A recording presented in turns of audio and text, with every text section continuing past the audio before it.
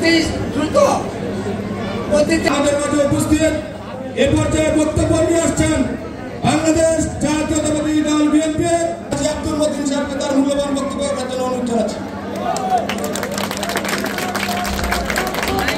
আবার 24 সালে তারা এমন ভাবে পলায়ন করেছে যে দলের তৃণমূল থেকে একবারে এমপি মন্ত্রীরা পর্যন্ত খুঁজে পাওয়া যাচ্ছে না। এরা ভারতের মাটিতে চলেছে।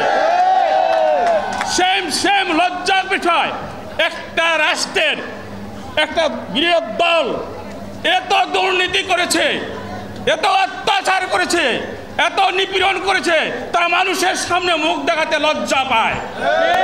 এই লজ্জায় মুখ দেখার জন্য পার্শ্ববর্তী রাষ্ট্র ভারতে গিয়ে আশ্রয় নিয়েছে। আমরা তাদের ধিক্কার জানাই।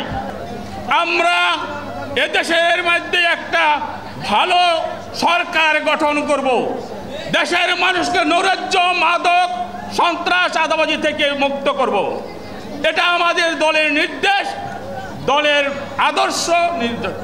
দীপু ভূঁইয়ার একটাই কথা, আমি চাঁদা খাবো না, কাউকে চাঁদা খেতে দিব না, কারো জমিন দখল করতে দিব না, কারো জমিনের মধ্যে খোঁড়া করতে দিব না।